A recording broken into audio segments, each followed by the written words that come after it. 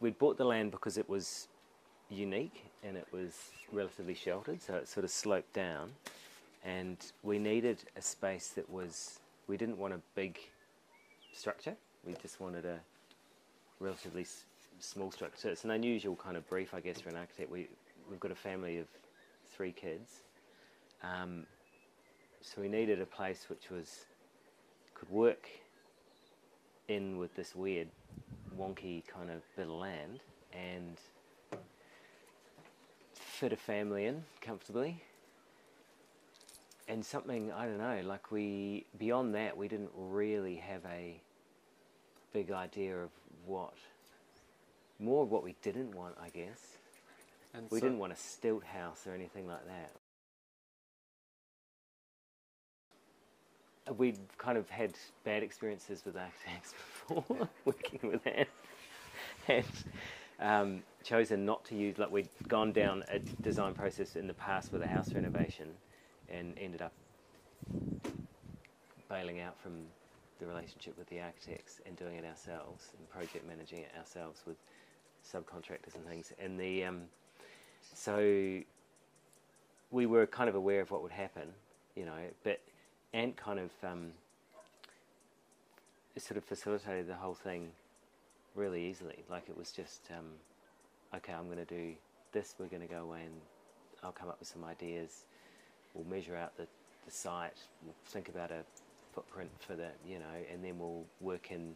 So we sort of built the brief over a few months rather than us having, you know, and we sort of negotiated it really rather than us having a grand plan. And I think us not having a grand plan is a better way to work with an architect.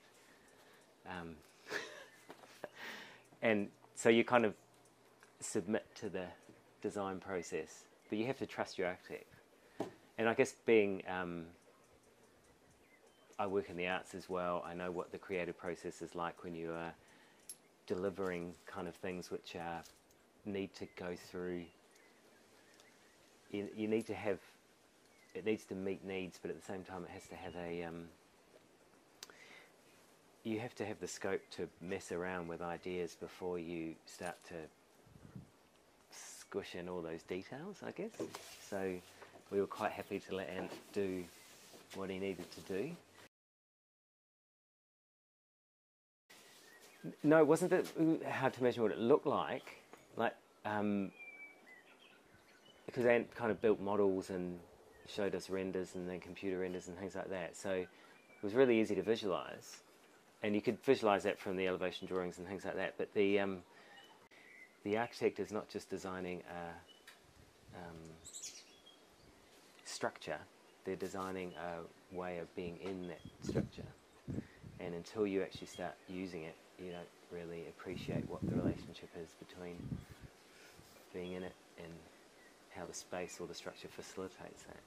So I think Ant was very clever at meeting the brief on those levels. Like, it looks great, the house looks fantastic, but more than that, it actually functions beautifully. And I think that's probably a harder designer thing to get right. Fantastic. The outcome's perfect. We love it.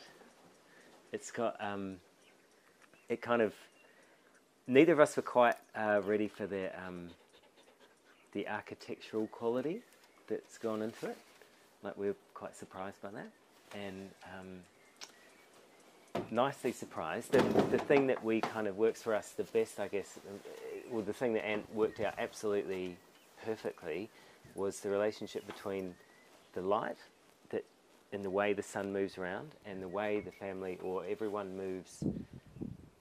You don't feel like you're in a house all the time. It's like you feel like you're just sort of moving off and onto the land in a way, which is really, you know, that was a surprise as well. And it wasn't until we moved in. Like, you can see the house and when it's going up, and you know that it's kind of, that's what you saw in the plans and things, but until we started actually hanging out here, that, you know, I started to appreciate the design elements more.